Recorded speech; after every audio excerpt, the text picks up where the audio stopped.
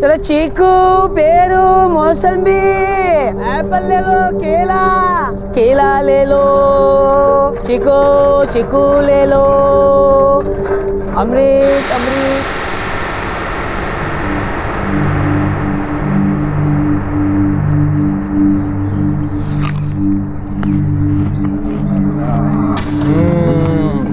एकदम मीठा सेब, खाओ खाओ खाओ। अरे दादा अभी तक बोनी नहीं हुई है दादा।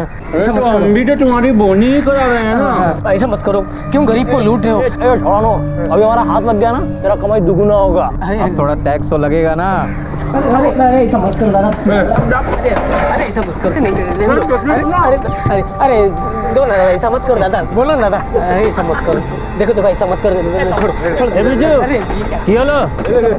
अरे गुरदार, अरे कुछ नहीं, बस फल खा रहे हो, सेहत बना रहे हैं। तक आप 200 रुपए का फल खा गए दादा। अरे सोच लेना कि 200 टका का फल मंदिर में चला दिया दादा। अरे चलो भाई, फल खा लिए और सेहत भी बना लिए। बिल्कुल, चलो चलो दादा, मैं भी चलता हूँ। चलो गुरदार। दादा वो देखो सब्जी वाला।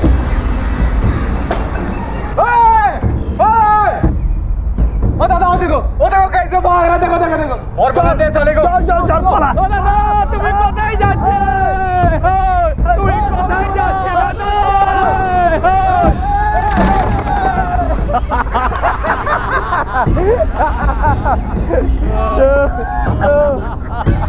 ले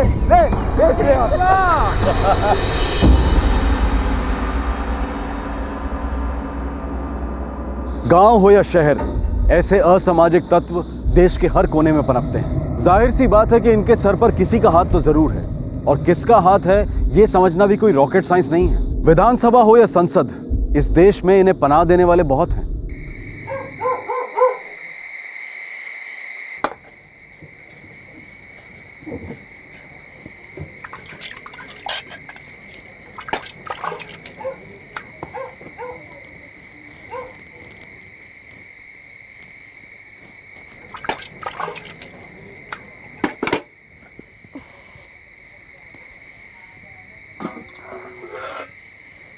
अम्मा, दूध नहीं है क्या? नहीं बेटा, सुबह ही खत्म हो गया था।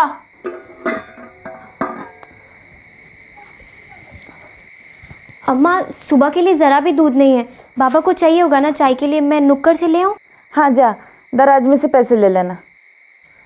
और सुन, मैं सो रही हूँ, लाइट बंद करती हुई जाना। हाँ माँ।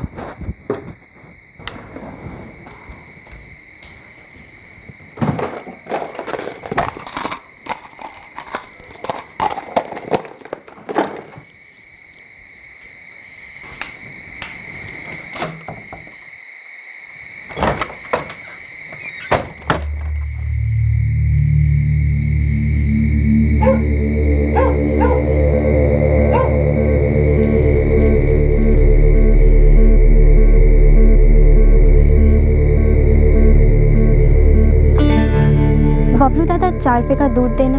अरे बिटिया, 2 मिनट बाद आती तो दुकान बंद मिलती, मैं बस जा ही रहा था। ला।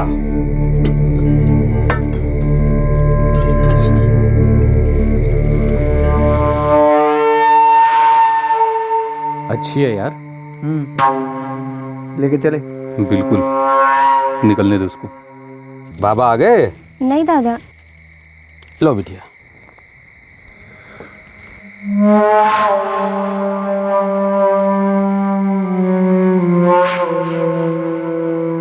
विद्या, ओ विद्या। जी दादा। अरे मैं तुझे ही बुलाने आ रहा था। क्यों, क्या हुआ? अरे कुछ नहीं, वो तेरे बाबूजी है ना, शिव कुमार जी, उन्होंने तुझे कोकिल रास्ते पे बुलाया। उन्हें रात में लौटने में लेट हो जाएगी, इसलिए तुझे कुछ देना है। अरे मैं तो तेरे ही घर आ रहा था, वो तो तू अच्छा हुआ कि मिल गई। अब जल्दी जा, उन्हें वापस काम पे भी जाना है। जा जा जा जा।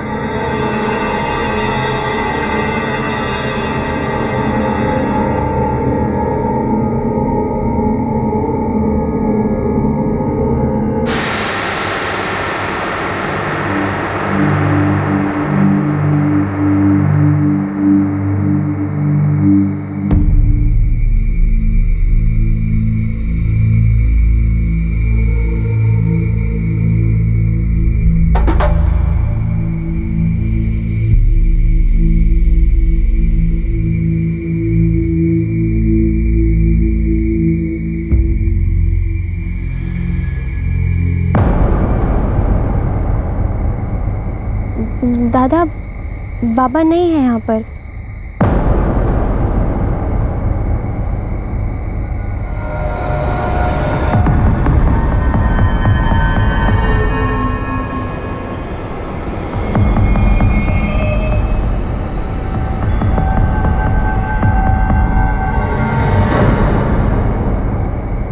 बाबा से मिलना है? चल तुझे बाबा से मिलाते हैं।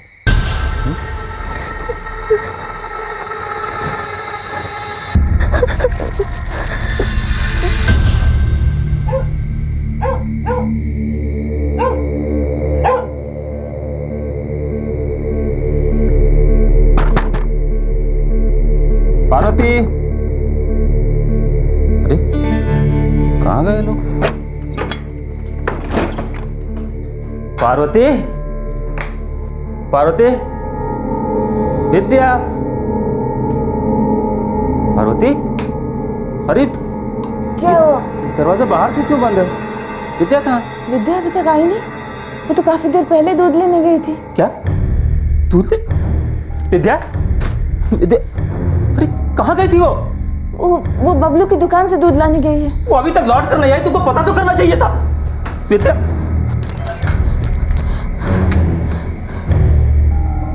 विद्या, विद्या, विद्या, विद्या,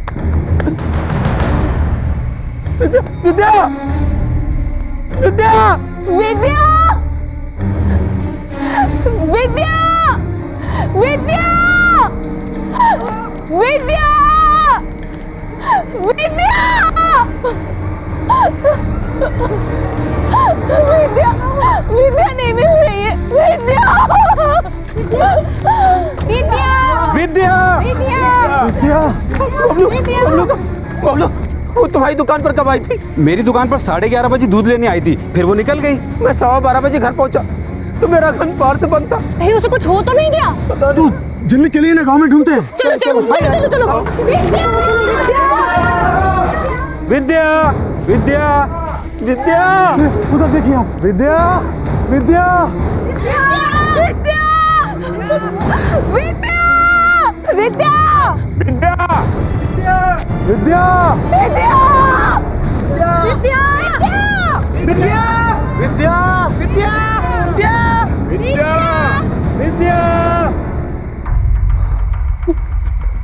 मेरी बच्ची। शिव दादा, विद्या को ढूंढते हुए हमें पूरे 5 घंटे हो गए। निश्चय ही उसके साथ कुछ हुआ है। हमको पुलिस स्टेशन जाना चाहिए। चलो दादा, चलो चलिए। चलो चलो।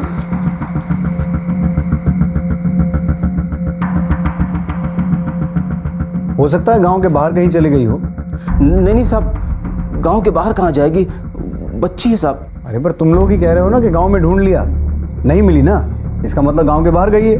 नहीं, वो बस बबलू की दुकान पर दूध लेने गई थी, वहां से सीधे घर ही वापस आ रही थी। ऐसा तो तुम कह रहे हो कि वापस आ रही थी। बुआ जी सर। मिसिंग कंप्लेंट लिख लो। अच्छा ठीक है सर। सुबह तक देखते हैं, नहीं मिलेगी तो फिर ढूंढेंगे। चलो यशो, कंप्लेंट लिखी दे, आशो।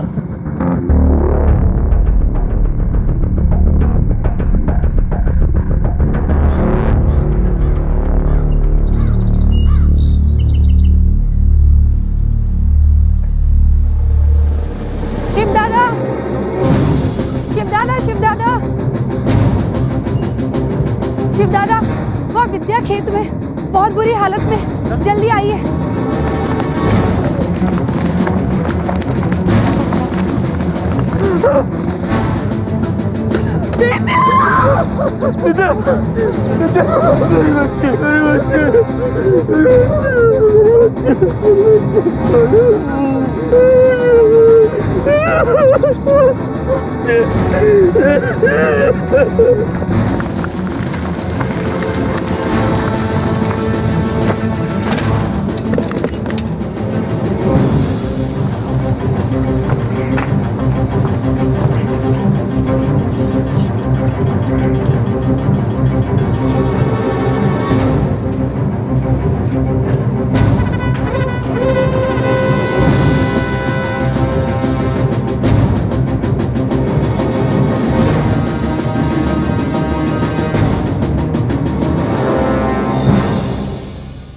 लड़की की माँ को छोड़ के आप सब लोग बाहर जाइए।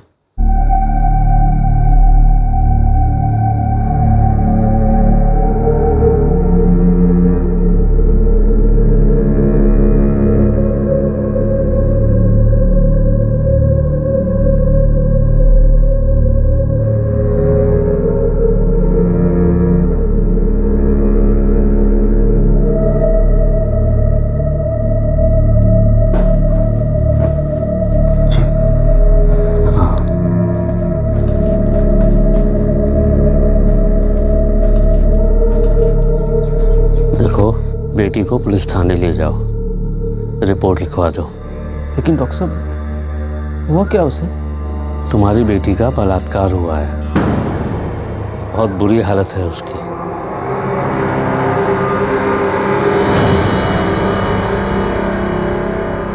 विद्या के साथ जो हुआ वो बहुत ही क्रूर और घिनौना था। उस वारदात के पीछे गांव के जाने माने गुंडों का हाथ था, लेकिन आगे जो विद्या के साथ हुआ वो और भी ज्यादा शर्मनाक था।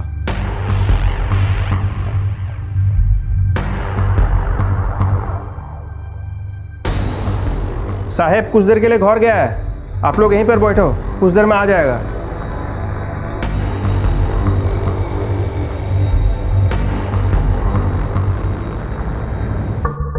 कहाँ मिली है? सब वो पास के खेत में, जब रात को हम लोग वापस जा रहे थे तब। तुम तो कह रहे थे तुमने पूरे गांव में से ढूंढ लिया, फिर पास के खेत में कहाँ से मिल गई? रात के अंधेरे में हमको दिखाई नहीं दिया था सब।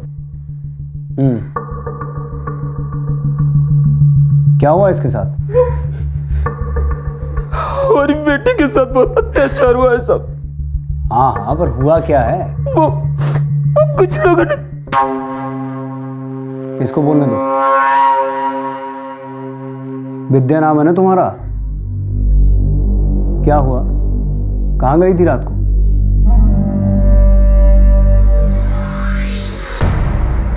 क्या चाहते हो तुम लोग? मुझे घर जाने दो।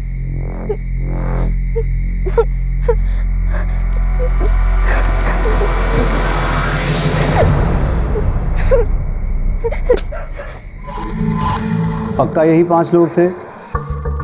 बिरजू, बिनोय, दिवेश, जगत और तपन हालदार? जी साहब, मैं जानती हूँ उन लोगों को, इसी गांव में रहते। सब इन लोगों ने सबका जीना हराम कर रखा है, सारा गांव इन लोगों से परेशान है साहब। वो तुम हम पे छोड़ दो, हम देख लेंगे। गुहा जी सर। इस लड़की को मेडिकल के लिए लेके जाओ, फिर वापस आने के बाद कंप्लेंट लिखना।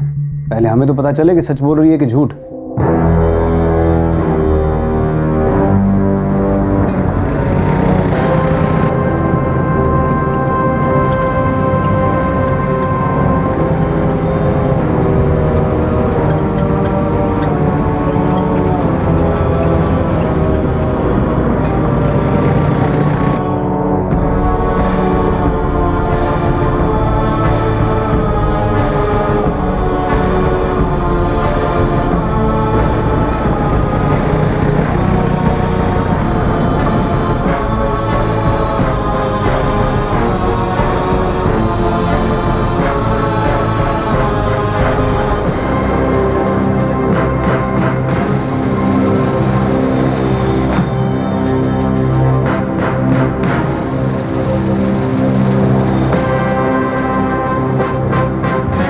चलो आओ, तुम लोग कंप्लेंट लिख लेता हूँ, आ जाओ।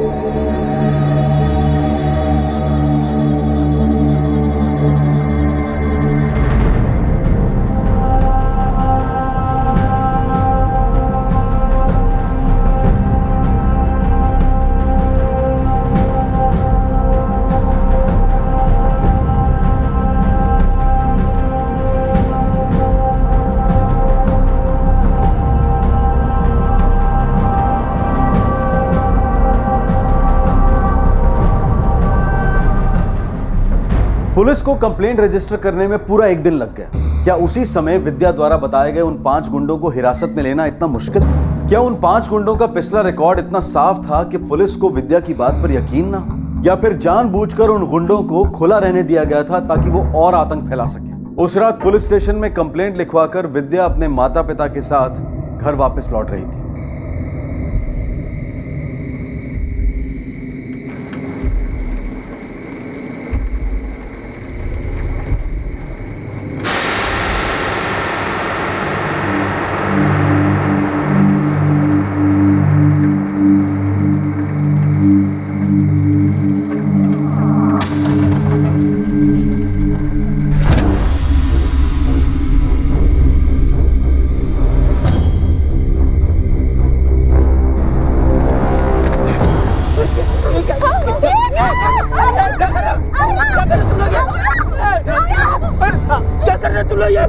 क्या कर तू लोग?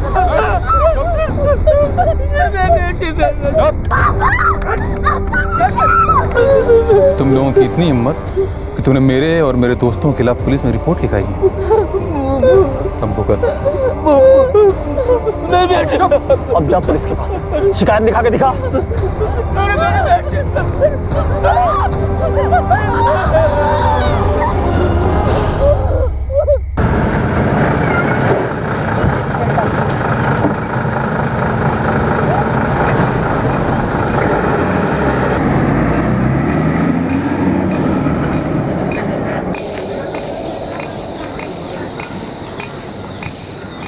जीजा जी, अगर ये गुंडे विद्या को उठा ले गए हैं तो हम ऐसे हाथ पे हाथ धरे तो नहीं बैठ सकते ना। चलिए अभी पुलिस स्टेशन चलते हैं। पुलिस की करबे, अगर उन्हें गुंडा लोग को पकड़ना होता तो काल ही ना पकड़ लिया होता। আমি কি বলছি, हम लोगों को बिरजू, तपन, जगत, बिनोय और दिवेश के घर वालों से जाकर के बात करनी चाहिए। चलिए जीजा जी, बात करते जाके। मुझे पता नहीं वो कहाँ है, वो तो घर नहीं आता। अरे बिरजू और उसके दोस्त बिटिया को उठा ले गए हैं, छोटी बच्ची है वो। पहले ही उसके साथ इतना बुरा कर चुके हैं।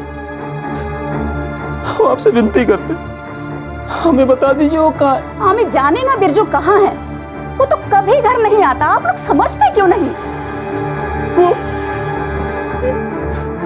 लेकिन आप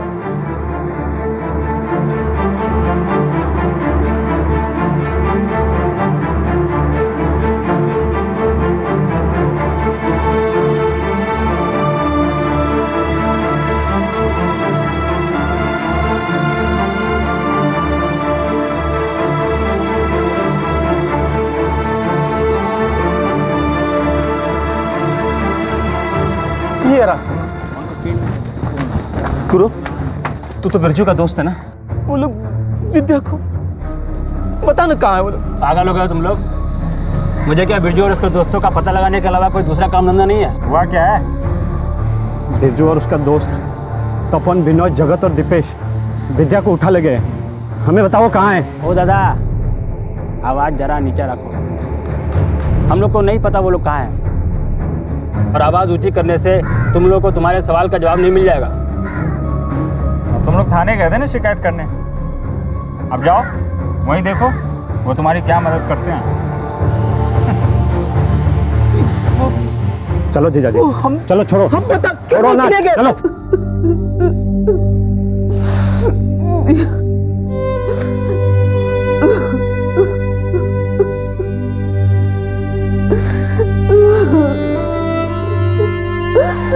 मेरी बच्ची को कहाँ ले गए होंगे, न जाने क्या हालत की होगी। मेरी बच्ची।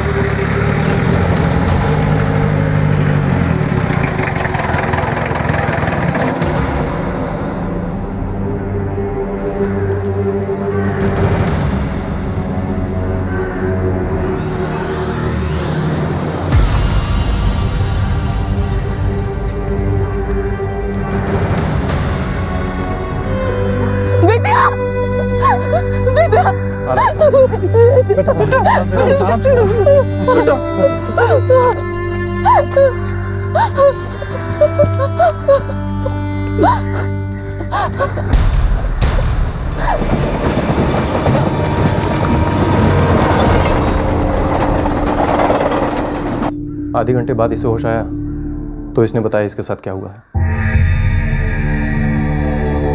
और आप लोगों ने पुलिस में रिपोर्ट भी दर्ज करवाई थी? जी हाँ, हम लोग शिकायत लिखवा कर वापस आ रहे थे,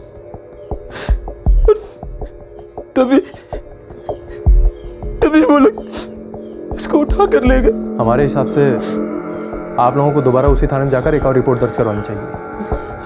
वो लोग सब संभाल लेंगे। गुंडों को सजा दो, सजा दो, सजा दो।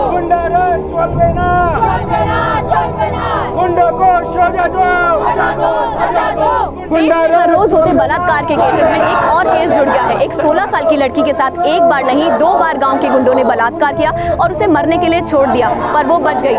लेकिन चौंकाने वाली बात नहीं है कि अब तक पुलिस ने उन गुंडों के खिलाफ कोई एक्शन नहीं लिया है। सर, वो मीडिया वाले आपसे कुछ बात करना चाहते हैं। उनको बोलो मैं बिजी हूँ, अपना काम करूँगी, उनके सवालों का जवाब दूँ। अरे क्या नाटक लगा के रखा है तुम लोगों ने? पहली बार जब तुम लोग आए थे तो तुम्हारा रिपोर्ट दर्ज किया था ना। अब हमको कैसे पता होगा कि फिर से तुम्हारी बेटी को उठा के ले जाएंगे? बताओ दूसरी बार क्या हुआ? एक हुआ, कंप्लेंट लिखो इनका।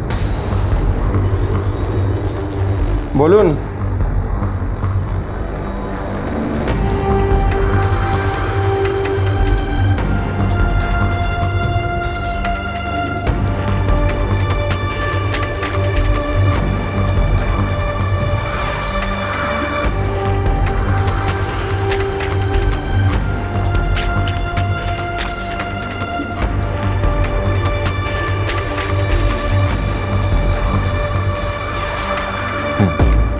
हुआ, कंप्लेंट इन्हें पढ़ के सुनाओ। जी सर। हाँ तो सुनुन, 4 नवंबर 2013 ते विद्या मिश्रा कन्या श्री शिव कुमार मिश्रा और श्रीमती पार्वती मिश्रा मामा श्री प्रताप मिश्रार सामने नालिश करी से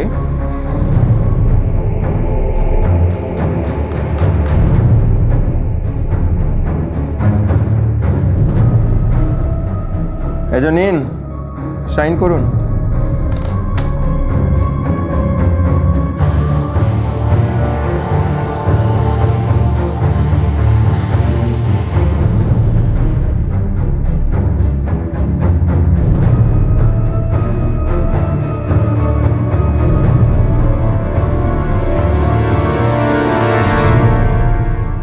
गुंडों को सोजा दो, गुंडारा चलबे ना। सर आप उस दिन भी गुंडों को गिरफ्तार कर सकते थे जिस दिन ये कंप्लेंट फाइल हुई थी।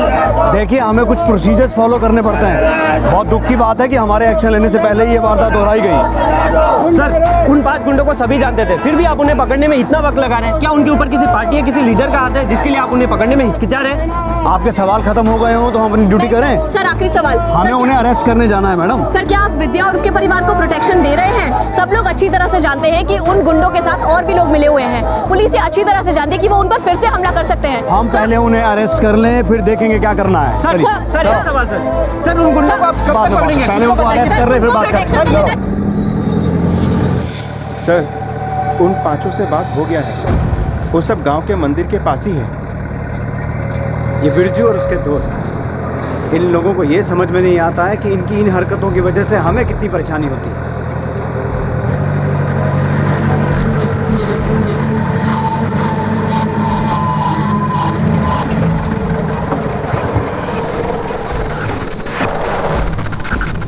क्या तुम लोगों ने कितना बड़ा हंगामा खड़ा कर दिया है? अरे की होलो, क्या हंगामा? आपके ऑर्डर पर सरेंडर तो कर रहे हैं ना। चलो गाड़ी दे बॉस। चलो तातरी चलो, आसो आसो।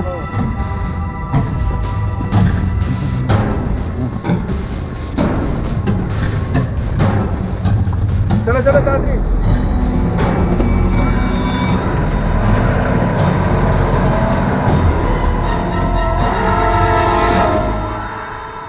देखो, हमको जो बोला गया है उसके हिसाब से ही कांस्टेबल तुम्हारे घर के बाहर छोड़ के जा रहा हूँ। ये दिन रात तुम्हारे घर के बाहर ही रहेंगे, पर फिर भी अच्छा यही रहेगा कि विद्या घर के अंदर ही रहे। 16 साल की बच्ची हो,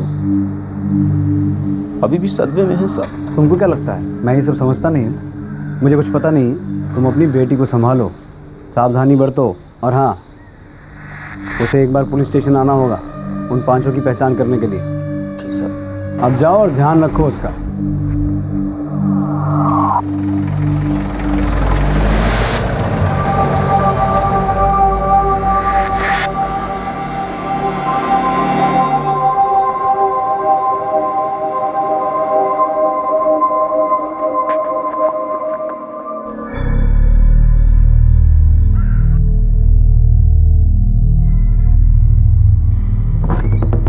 कावे जगत बहुत ढीले लग रहे हो। हाँ यार, मच्छरदानी सोए नहीं रात में क्या? मच्छर बहुत है। दादा, जगत के लिए मच्छरदानी मंगवा दो, सोए नहीं जाए। बातें नहीं, चलो लाइन में लगो सब लोग, चलो लाइन में। अरे लाइन तो अच्छी।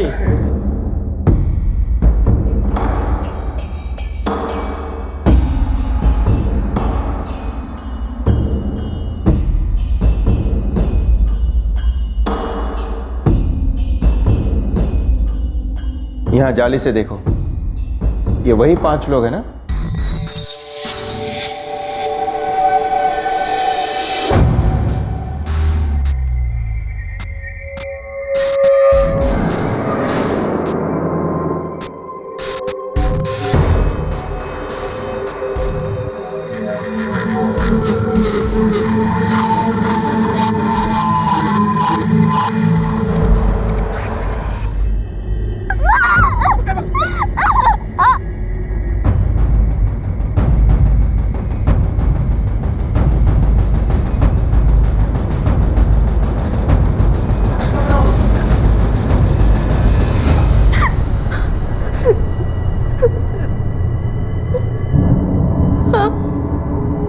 यही थे।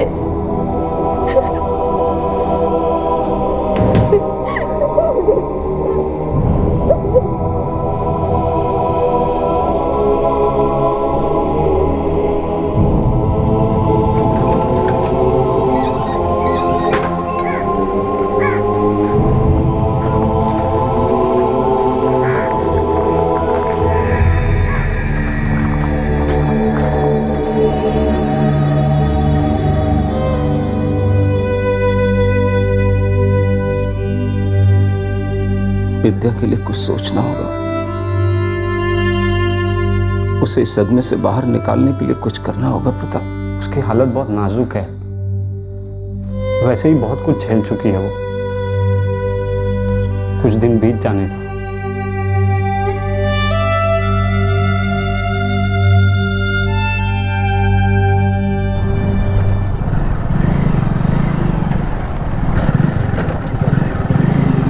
पार्वती जी, कैसे हैं आप?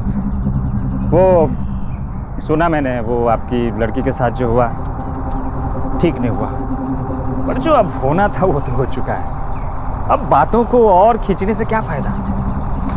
क्या मतलब है तुम्हारा? शिकायत वापस ले लो अपनी। बरसों तक कोर्ट कचहरी के चक्कर लगाने पड़ेंगे। अरे अपनी बेटी पे ध्यान दो, कहाँ इन सब चक्करों में पड़े हो? पिस जाओगे।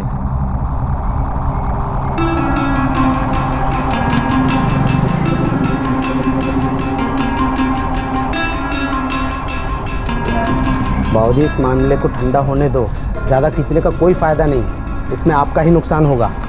अरे विद्या के साथ जो हुआ वो पूरे गांव को पता चल चुका है। अब कल को उसके लिए कोई लड़का देखने जाओगे तो सोचो क्या होगा।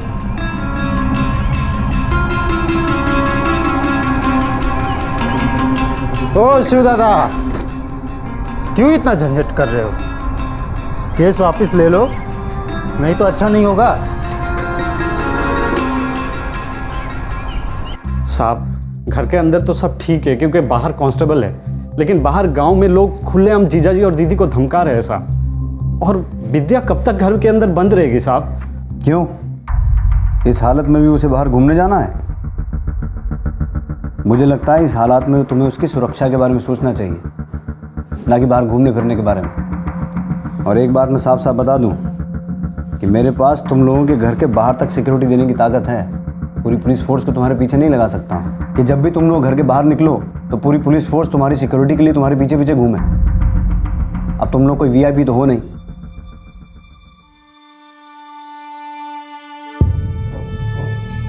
बेटा, जो हुआ उसे भूल जाओ। अब जितना सोचेगी उतना ही दर्द होगा। सबकी भलाई इसी में है कि ये सब भूल जाओ। पार्वती, अब उसे रात में कभी भी इस तरह से अकेले मत भेजना। पहले ही इन सब बातों का ध्यान रखा होता तो ये सब नहीं होता। उसे रात में अकेले जाने ही नहीं देना चाहिए था।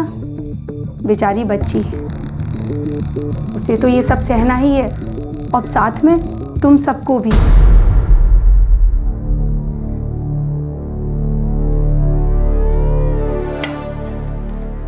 लोगों की बातें चुभती है।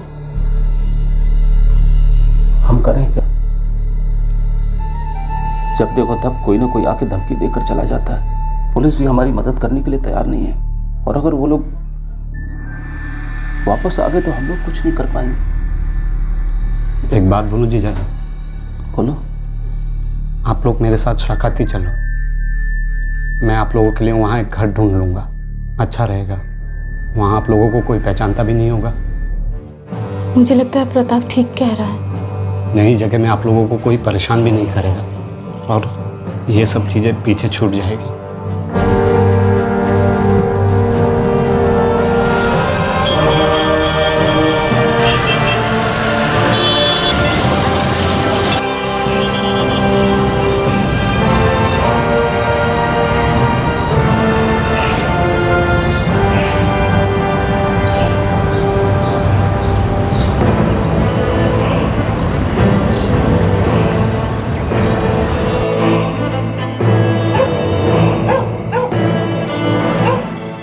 जीजा जी, मुझे एक घर मिला है, मेरे घर के पास में ही है, आप लोगों के लिए बिल्कुल सही रहेगा।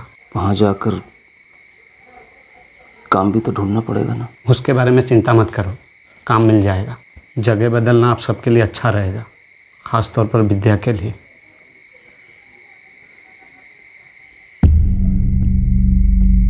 और तुम लोग जा कहाँ रहे हो? कोलकाता के पास एक छोटी सी जगह है, वो विद्या अभी भी सदमे में है। जगह बदलना उसके और उसके परिवार के लिए अच्छा रहेगा साहब। साहब आपसे विनती है कि हमें इस गांव से बाहर निकलने के लिए पुलिस की मदद चाहिए होगी, ताकि हमारे नए पते के बारे में किसी को पता ना चले। ठीक है, तुम लोगों को छोड़ के आने के लिए 2 कांस्टेबल और पुलिस की गाड़ी दे रहा हूँ, पर अगर गांव में किसी को पता चल गया तो मेरी गलती नहीं होगी। ठीक है।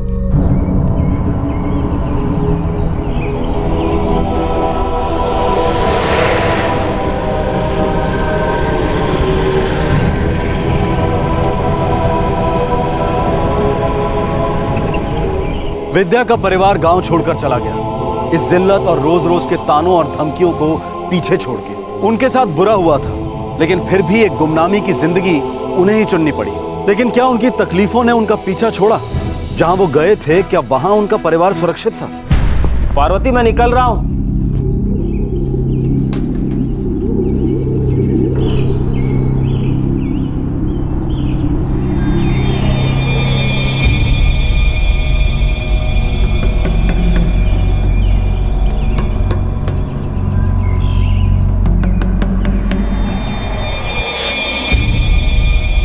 दोपहर को खाने के बाद मैं बाहर जाऊंगी सामान लाने। तू घर पे ही रहना, कोई भी आए तो दरवाजा मत खोलना। ठीक है।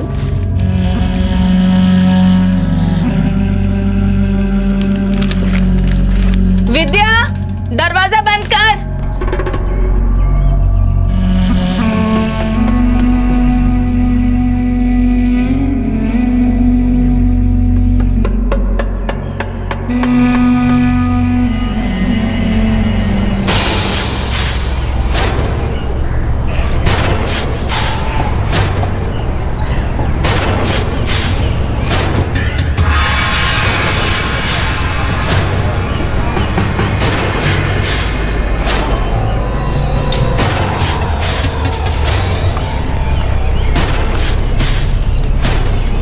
बौदी,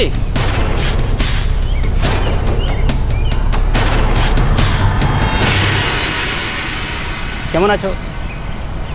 शिव कुमार जी और विद्या कैसे हैं? अब तुम्हें क्या चाहिए? ना ना, वो तो मैंने आपको देखा तो आपका हालचाल पूछने चला है। मुझे तुमसे कोई बात नहीं करनी।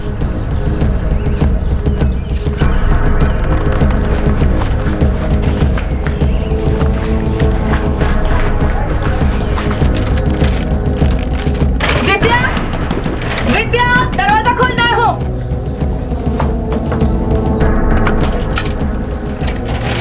अंदर जा तू।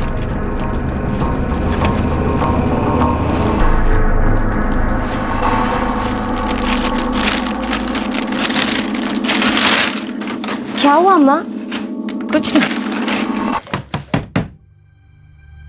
रुक, दरवाजा मत खोलना। माँ कौन है दरवाजे पे? तू यहीं पे रुक, मैं देखती हूँ।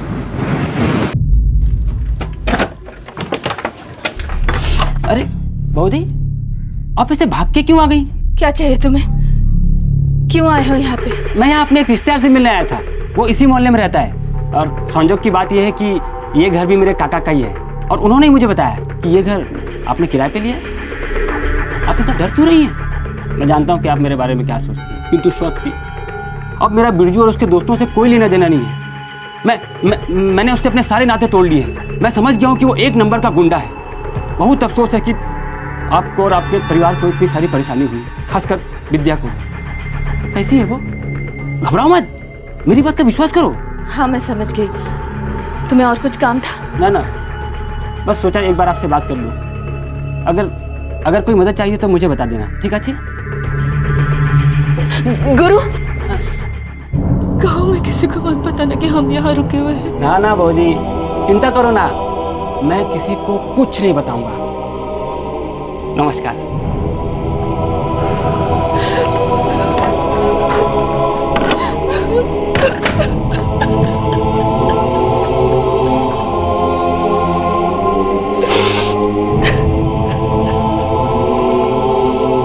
क्या?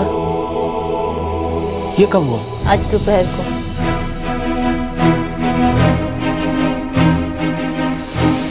ये घर लेते वक्त मुझे इस बारे में कुछ भी पता नहीं चला। अब क्या करें? यहाँ से कहीं और चले क्या? मुझे लगता है ये लोग सच ही बोल रहे होंगे और दोबारा शायद यहाँ ना आए। मुझे कुछ समझ में नहीं आ रहा, किन पे भरोसा करना चाहिए किन पे नहीं। मुझे लगता है इस बारे में हमें ज़्यादा नहीं सोचना चाहिए।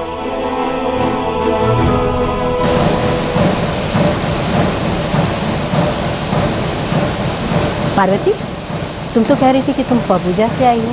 हाँ हाँ, हम पबूजा से आए हैं। ममता तो कह रही थी कि तुम लोग रुईबागाची से आए हो। विद्या के साथ वहाँ कुछ हो गया था, इसलिए चले आए यहाँ।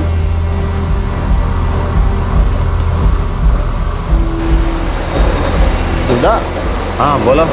तुम्हारे साथ तुम्हारे गांव में कोई पुलिस केस हुआ था क्या? नहीं नहीं, तुमको किसने बोला? अरे वो विश्वजीत बता रहा। नहीं।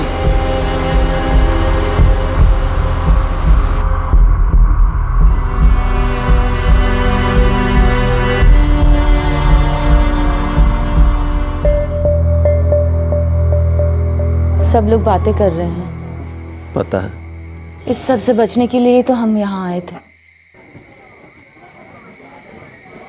क्या गुरु यहाँ पर यही खबर फैलाने के लिए आया था?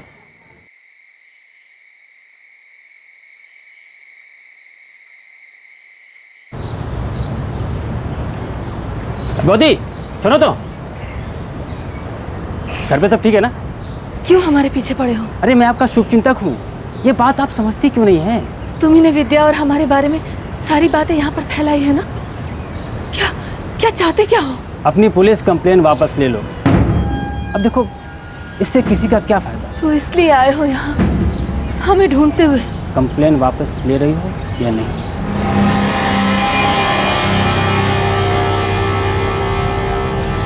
मुझे मेरे पति से बात करनी होगी।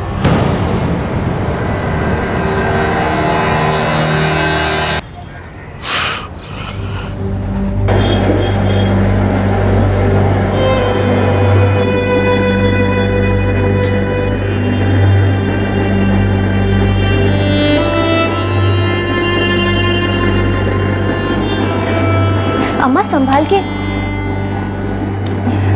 तू बना ले। अम्मा क्या हुआ है बताओ ना। कुछ नहीं, तू बना।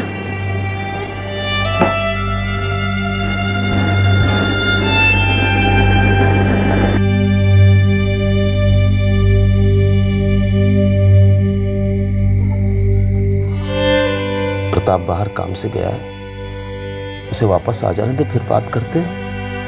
शायद हमें शिकायत वापस ले लेनी चाहिए। उन्हें पता है हम कहाँ हैं। अगर यहाँ पर आकर कुछ कर दिया तो कब तक भागते फिरते रहेंगे?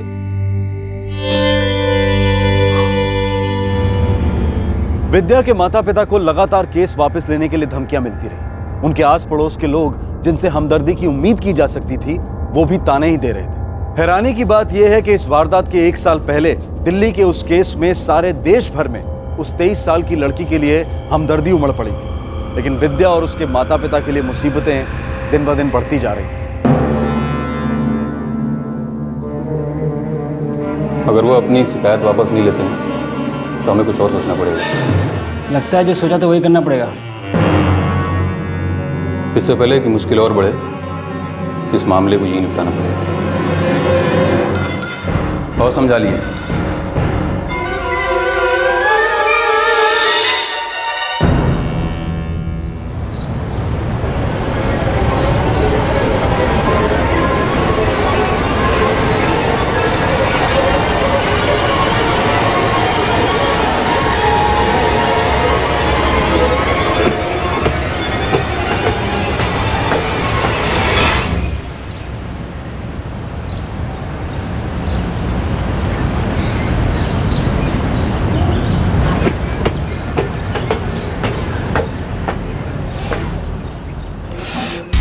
विद्या, विद्या, विद्या, विद्या, विद्या,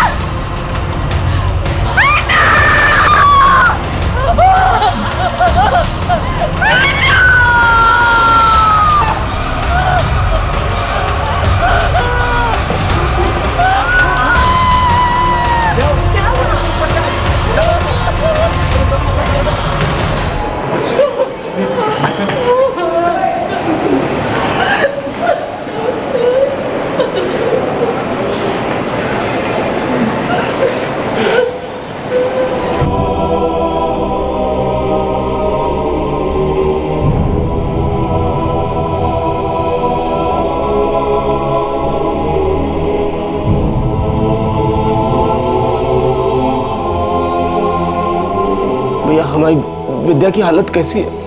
आप डॉक्टर साहब से पूछिए, वही ठीक से बता पाएंगे। विद्या बेटा, कैसी है तू? वो बहुत बुरी तरह से जल चुकी है। उसके बॉडी में लगभग 75% बर्न्स है। हमने अपना इलाज शुरू कर दिया, लेकिन अभी काफ़ी काम बाकी है। वो कुछ बोल ही नहीं रही।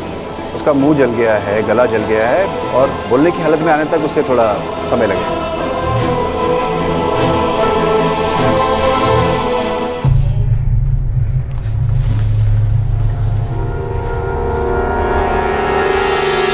साहब, उसकी माँ जब घर लौटी तो दरवाजा खुला हुआ था, लेकिन पड़ोसियों ने उन दोनों मुकेश और गुरु लाहिरी को सीढ़ियों से नीचे उतरते हुए देखा था साहब।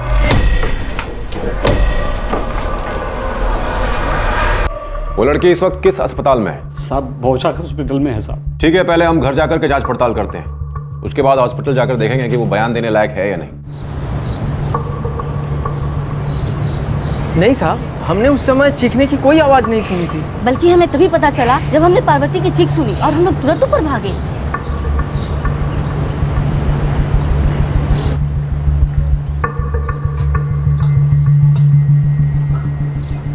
सर, लगता है उसने इस स्टोव का सारा केरोसिन खुद पे डालकर खुद को जला दिया है। सारा सैंपल ले लो। ठीक है sir. Sir, attempt to suicide का केस लग रहा है। हाँ, हो सकता है। चलो अस्पताल चलकर देख लेते हैं वो लड़की बयान देने की हालत में है या नहीं।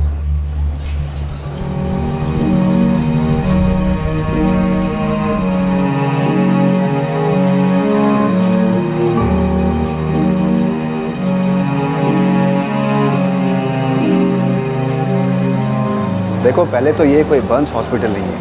यहाँ जले हुए लोगों का अलग से इलाज करने की कोई व्यवस्था नहीं है, ना तो आईसीयू में और ना ही किसी और वार्ड में कोई जगह है। लेकिन डॉक्टर साहब, उसकी हालत बहुत ख़राब है। इस मामले में मैं तुम्हारे लिए कुछ नहीं कर सकता। तुम सुपरिटेंडेंट से जाके मिलो, हो सकता है वो तुम्हारे लिए कुछ कर सके। और वैसे भी ये पुलिस का मामला है, और पुलिस केस में तुम्हें उनसे तो बात करनी ही होगी।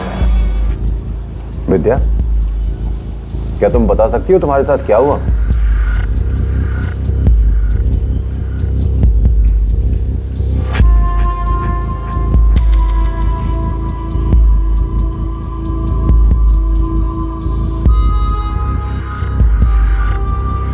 साहब, ये उन कंप्लेंट्स की कॉपी है जो हमने रूई बागची पुलिस थाने में दर्ज करवाए थे। और जहाँ तक मुझे पता है, ये सारे आरोपी अभी जेल में हैं। और ये दोनों, मुकेश और गुरु लाहिरी, इनके दोस्त हैं साहब। और इन्होंने कई बार मेरे दीदी और जीजा जी को धमकाया है। वो लोग हमारे पीछे पड़े थे साहब। वो चाहते थे कि हम अपनी शिकायत वापस ले लें। हाँ, तो हो सकता है कि आप लोगों के जाने के बाद वो लोग उसे डराने धमकाने आए हो। पता नहीं साहब। क्या तुम्हारी बेटी विद्या को ये मालूम था कि वो लोग तुमको धमकियां दे रहे? जी नहीं साहब, हमने उसे इस बारे में कुछ भी नहीं बताया था। वो वैसे ही इतना कुछ सह चुकी थी साहब। देखो, हमने घर की जांच की है और उसको देखकर यही लगता है कि वहाँ पर वो लोग उसे डराने धमकाने आए थे और उसके बाद में उसने खुदकुशी करने की कोशिश की। हम लोग सुसाइड की एफआईआर दर्ज कर लेते हैं, लेकिन कोई भी एक्शन लेने से पहले हमें विद्या के स्टेटमेंट का इंतजार करना पड़ेगा।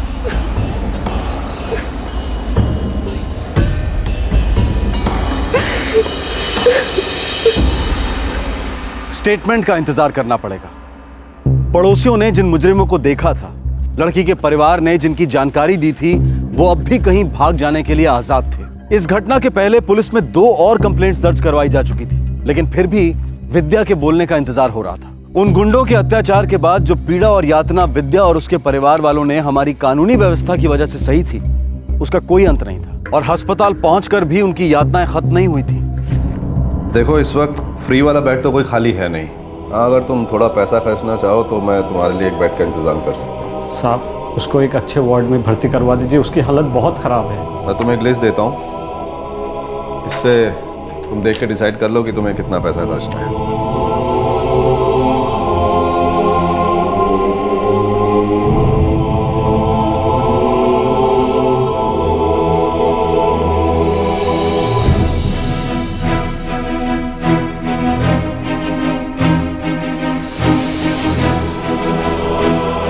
देखो, ये कुछ दवाइयाँ हैं, इनको लेकर आए। डॉक्टर साहब, विद्या पर इलाज का कुछ भी असर नहीं हो रहा है। इस हॉस्पिटल में कोई बर्न स्पेशलिस्ट नहीं है, फिर भी हम लोगों से जो बन पड़ रहा है हम लोग कर रहे हैं। वैसे अच्छा होगा अगर तुम लोग इसे किसी बर्न स्पेशलिटी हॉस्पिटल में ले। डॉक्टर साहब, आप ही बता दीजिए उसे कहाँ लेके जाए। DC सुपर स्पेशलिटी हॉस्पिटल में देख लो, वहाँ इसका इलाज अच्छे से हो सके।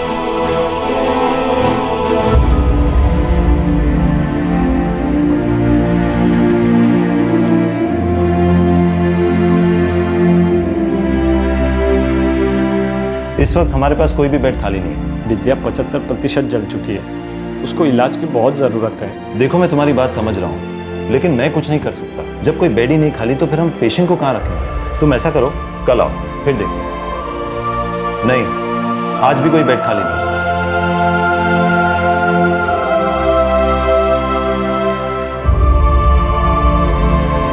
आज भी कोई बेड खाली नहीं, लेकिन कल तुम्हें मिल सकता है। आपका बहुत बहुत धन्यवाद। लेकिन तुम्हें बौशाक हॉस्पिटल से रेफरेंस लेटर लाना होगा, उसके बिना हम पेशेंट को एडमिट नहीं कर सकते।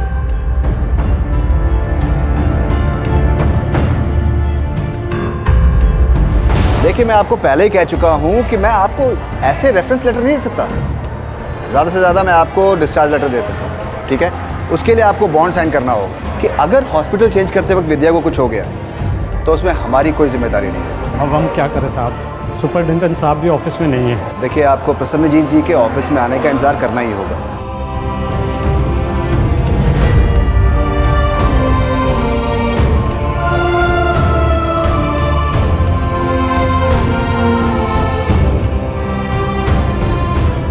मैडम, वो बहुत बिजी है, मैं कुछ कह नहीं सकती है कि कब तक वापस आएंगी। मैडम, यहाँ से अगर रेफरेंस लेटर नहीं मिला तो DC अस्पताल में हम विद्या को भर्ती नहीं करा पाएंगे। देखिए, मैंने प्रशांतजीत सर को आपके लेटर के बारे में बता दिया है। आपको उनके हॉस्पिटल आने तक का वेट करना ही पड़ेगा।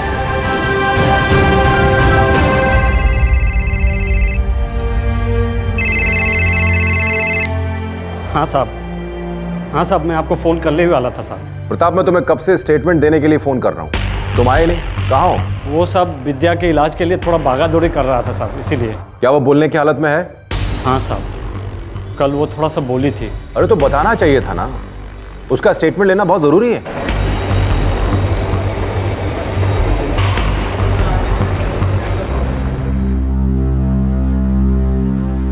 विद्या, क्या आप थोड़ा जोर से बोल सकती हैं? उसका गला सूख गया होगा, उसे थोड़ी चाय पिलाते हैं, हो सकता है उसके बाद कुछ ये बोले।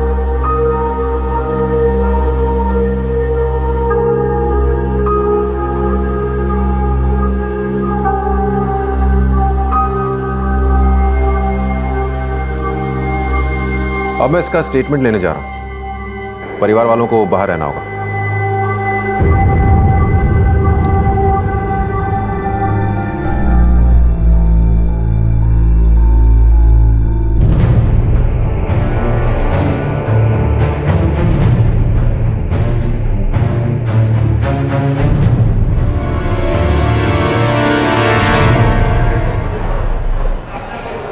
सब कुछ बदल गया है। क्या क्या बदल गया साहब? विद्या के बयान के हिसाब से सब कुछ बदल गया है। उसने खुदकुशी करने की कोशिश नहीं की। उसने जो कहा उसके हिसाब से तो ये अटेम्प्ट टू मर्डर का केस बनता है।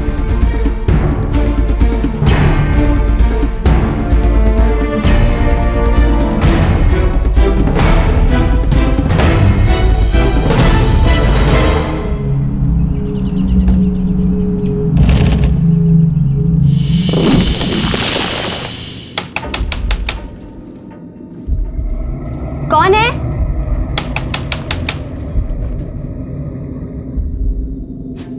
कौन है?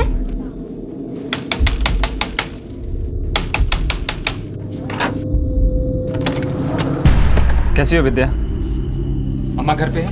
नहीं, अम्मा बाजार गई है। हमें उनसे कुछ काम था, कुछ बात करनी थी। आप लोग बाद में आ जाइए, अभी है नहीं वो। अगर तुम्हें ठीक लगे तो क्या हम लोग अंदर इंतजार कर सकते हैं? डरो मत विद्या, हमारी बात तुम्हारे अम्मा बाबा से पहले ही हो चुकी है। क्या है कि अम्मा को गांव में कुछ काम है, इसलिए हम दोनों आए हैं।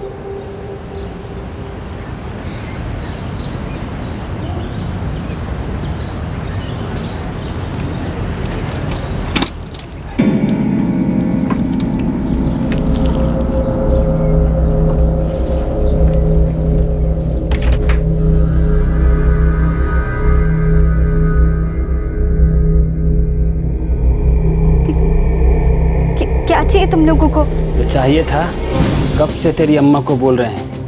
इतनी बार कहा कि पुलिस कंप्लेंट वापस ले ले, लेकिन उसने सुना ही नहीं। अगर सुन लेती तो सबके लिए अच्छा होता।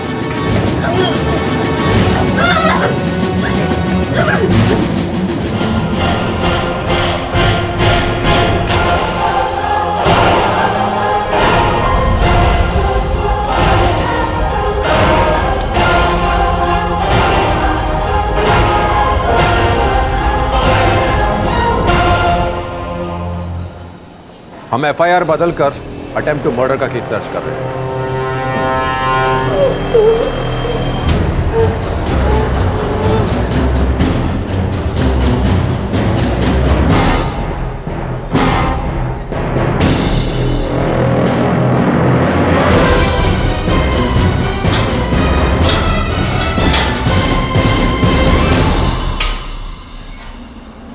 बिरजू साहब आप ही सोचो, जब से आप इधर ले आया हो तब से यहीं है, जेल से कहीं बाहर गए ही नहीं। तो यहाँ बैठे बैठे हम क्या कर सकते हैं? बिरजू मुझे अच्छे से पता है, गुरु और मुकेश तुम लोगों के बहुत अच्छे दोस्त हैं। साहब आप दोस्त हैं तो क्या होगा? अब अगर उन लोगों ने ऐसा कुछ किया है तो उसके लिए हम लोग कैसे जिम्मेदार हो सकते हैं? साहब हमारा तो भीतर ही है, हम लोगों को क्या पता है लड़की किधर है। तो फिर उन लोगों को डराने धमकाने का सवाल ही नहीं उठता। और सच्ची में साहब, हमें तो ये भी नहीं पता कि मुकेश और गुरु ने किया है और कहाँ मिलेंगे ये भी नहीं पता।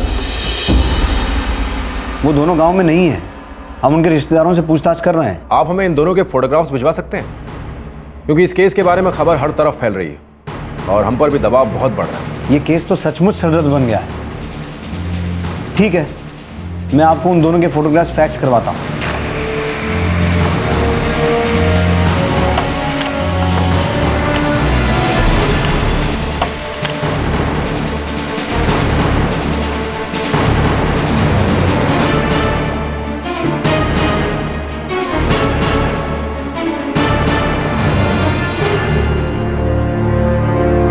देखो प्रताप, हम जानते हैं कि आज इस केस की चर्चा चारों तरफ हो रही है, लेकिन तुम बिल्कुल मत घबराओ। विद्या का अच्छे से अच्छा इलाज अब हम करें। मैं और मेरे जीजा जी कई दिनों से काम पे नहीं जा पा रहे, हमारे पास बिल्कुल भी पैसा नहीं है देने के लिए।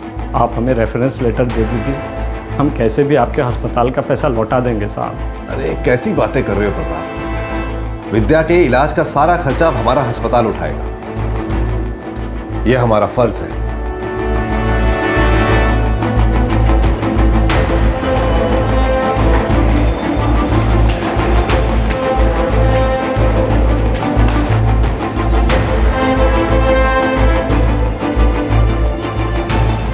विद्या मिश्रा, हम लोग तुम्हारा बयान सीआरपीसी सेक्शन 164 के तहत रिकॉर्ड कर रहे हैं। बिल्कुल मत घबराना, हमें सब सच सच बताना।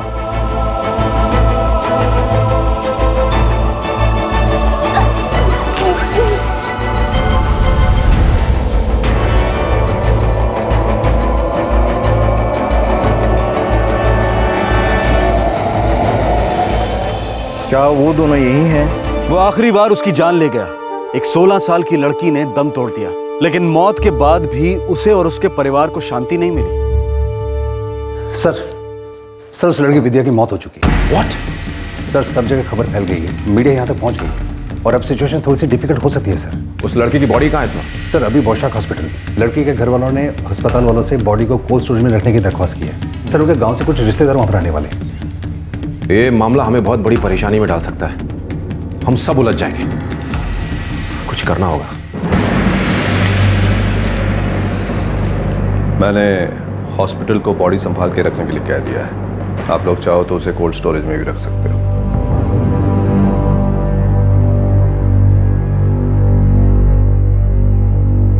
प्रताप भाई, तुम लोग अभी अपने घर जाओ, मैं यहाँ विद्या की बॉडी को कोल्ड स्टोरेज में रखवा दूँगा। और घर पे उसके अंतिम संस्कार की तैयारियाँ भी तो करनी है। अब तक तो कई रिश्तेदार भी आ चुके हैं। तुम यहाँ का चिंता मत करो, मैं सब संभाल लूँगा। आपका बड़ा एहसान होगा देवाशीष दादा। अरे इसमें एहसान की कोई बात नहीं है प्रताप, हम पड़ोसी हैं तो ऐसे में एक पड़ोसी। देवाशीष दादा, ये विद्या का डेथ सर्टिफिकेट। ठीक है, अब आओ नीचे, मैं छोड़ देता हूँ।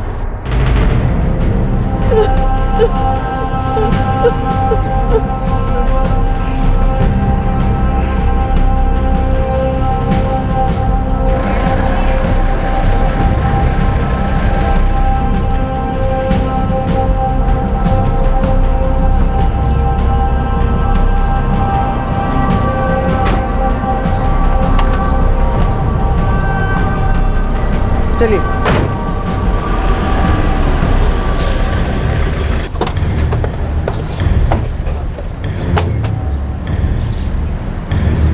ये एम्बुलेंस कहाँ जा रही? सर विद्या की बॉडी को कोल्ड स्टोरेज रखवाने ले जा रहा हूँ। नहीं, रुको, हमें चेक करना है। लेकिन सर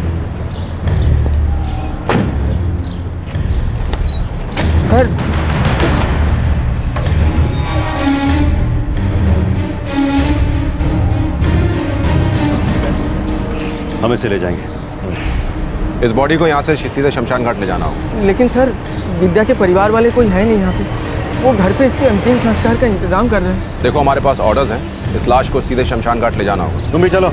लेकिन सर बढ़ाओ इसे। मेरी बात तो सुनिए सर, उसके परिवार वाले को तो आने दीजिए सर।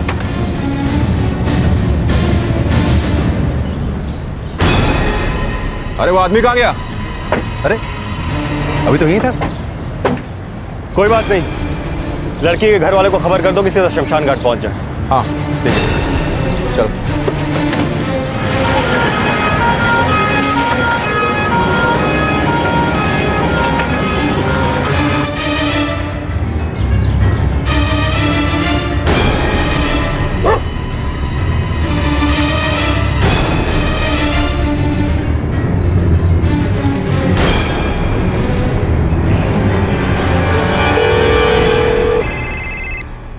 हाँ देवाशीष दादा, बोलिए, सब ठीक है ना?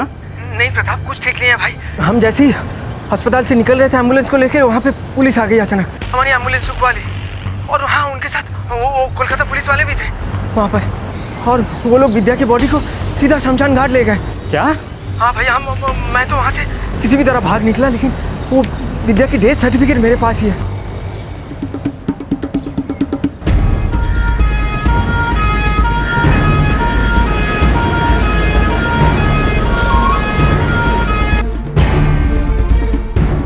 हेलो साहब, मैं प्रताप मिश्रा बोल रहा हूँ। प्रताप, तुम लोग सीधे शमशान घाट पहुंच जाओ। विद्या की बॉडी को हम वहीं ले जा रहे हैं। साहब इतनी जल्दी क्या है, हम उसे कोल्ड स्टोरेज में रखवाने वाले थे और अभी उसके अंतिम संस्कार की तैयारियां बाकी है। प्रताप, अब बॉडी कोलकाता पुलिस के अंडर में है, मैं कुछ नहीं कर सकता हूँ। तुम लोग सीधे शमशान घाट पहुंचो। सर हॉस्पिटल का डेथ सर्टिफिकेट देखे बिना मैं ये बॉडी क्रिमेट नहीं कर सकता हूँ, ये रूल्स है। मुझसे ज़्यादा तो आपको पता होगा।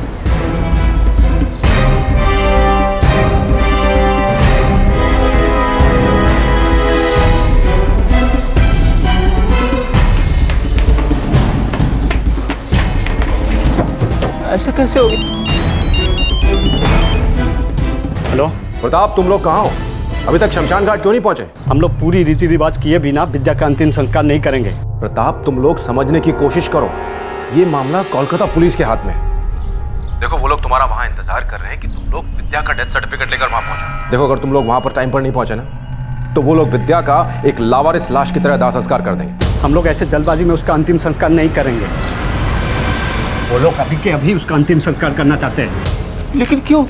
काकू, शायद मुझे लग रहा है कि वो लोग बहुत घबराए हुए हैं। अगर मीडिया को पता चल गया तो वो खबर चारों तरफ फैल जाएगी और फिर दिल्ली वाले केस की तरह वो लोग सड़कों पे ना उतर आए। इसी बात का डर है उन्हें, इसीलिए वो लोग हथकंडे अपना रहे हैं। वो अपना मनमानी करना चाहते हैं। ऐसे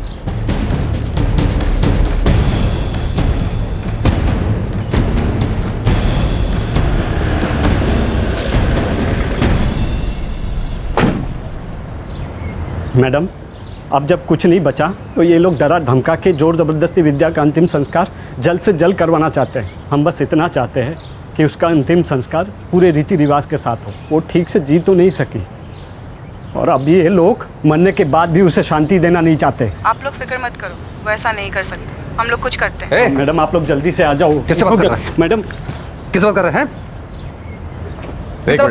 एक मिनट छोड़ दो सर। तुम लोग मेरी बात सुनो। अच्छा होगा कि तुम चुपचाप विद्या का डेथ सर्टिफिकेट लेकर के शमशान घाट पहुंच जाओ। तुम दोनों माँ बाप हो उसके। अब ये झगड़ा छोड़ो और शांति से अपनी बेटी का अंतिम संस्कार कर दो। सुनो, बात समझने की कोशिश करो, वरना नाटक ना बहुत महंगा पड़ जाएगा तुम लोग को। बात कर रहा हूं ना मैं। चलो बस चलो। देखो, तुम लोगों की भलाई के लिए बोल रहा हूं। मेरी सलाह मान लो और शांति से अपनी बेटी का अंतिम संस्कार कर दो। ये बात यहीं खत्म करो और यहाँ से कहीं चले जाओ। यही तुम लोगों के लिए अच्छा रहेगा। चलो चलो, शूट करो, चलो। कौन हो तुम लोग? हमें पता चला कि आप इनकी 16 साल की बेटी विद्या की मौत की खबर को दबाने की कोशिश कर रहे हैं। नहीं, ऐसी कोई बात नहीं है। हमें तो ये भी पता चला है कि आप इनके साथ जबरदस्ती कर रहे हैं इनकी बेटी का दाह संस्कार करने के लिए। देखिए, ऐसी कोई बात नहीं है, आपको कुछ गलतफहमी हुई है। आप लड़के के मामा हैं? जी। आपको कुछ कहना है? जी।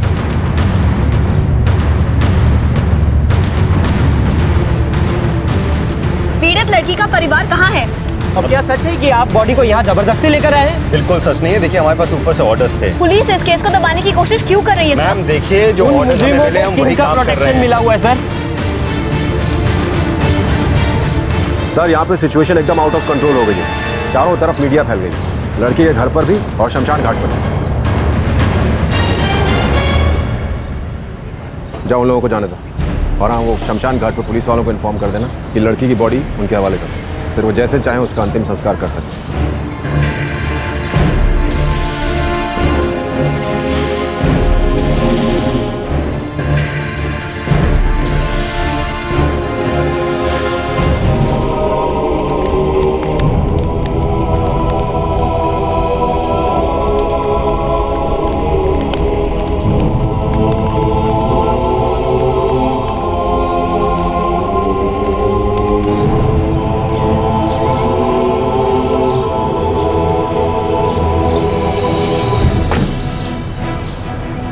लेकिन दूसरी एफआईआर तो सिर्फ छेड़छाड़ की थी, रेप की कोई रिपोर्ट नहीं लिखाई गई। पर लड़की के घर वालों का तो कहना है कि उन्होंने रेप की एफआईआर दर्ज करवाई थी। जी नहीं, यहाँ तक कि एफआईआर की कॉपी उन्हें पढ़ के सुनाई गई थी। लेकिन उन लोगों का कहना है कि उन्हें बंगाली ठीक से समझ में नहीं आती। अब इस बारे में हमें कुछ नहीं बताया गया। देखिए, केस क्राइम ब्रांच के हाथ में है और उन्होंने ही विद्या के कातिलों को अरेस्ट किया है और वही इस केस को हैंडल कर रहे हैं। हमने तो सिर्फ अपराधियों को अरेस्ट किया है, ये केस हमारे पास दर्ज नहीं है। आप लोगों को ये प्रश्न तो रुई बागची पुलिस से करने चाहिए। अरे आप लोग मेरे पीछे क्यों पड़े हैं? ये केस अब शाखाती पुलिस के पास है, आप उनसे पूछिए। देखिए, मैं आपको पहले कह चुका हूं कि ये केस क्राइम ब्रांच के हाथ में है। इससे ज्यादा इंफॉर्मेशन मैं आपको नहीं दे सकता।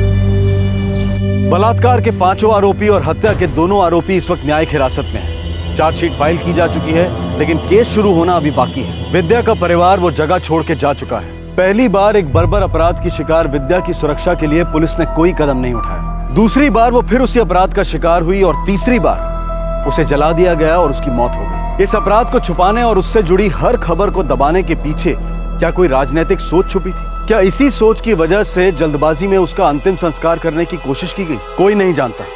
किसी के पास इन सवालों के जवाब नहीं। ऐसे गुंडे हमारे समाज में क्यों पनप रहे हैं? उन्हें किसका आश्रय है सब जानते हैं, लेकिन इस समस्या का हल किसी के पास नहीं।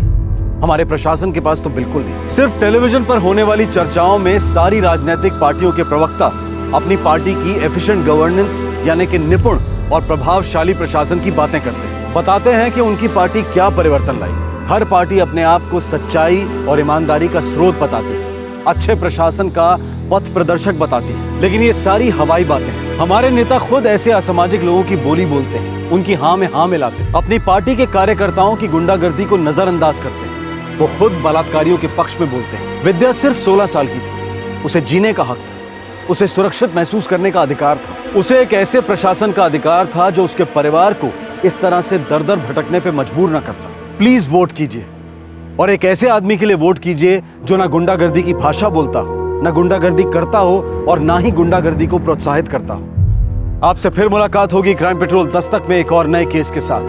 तब तक अपना ख्याल रखें, सुरक्षित रहें और याद रखें, आपका एक वोट बहुत कीमती है। जय। इस तरह के और भी एपिसोड देखने के लिए हमारे चैनल को सब्सक्राइब करें और बेल आइकन दबाना ना भूलें।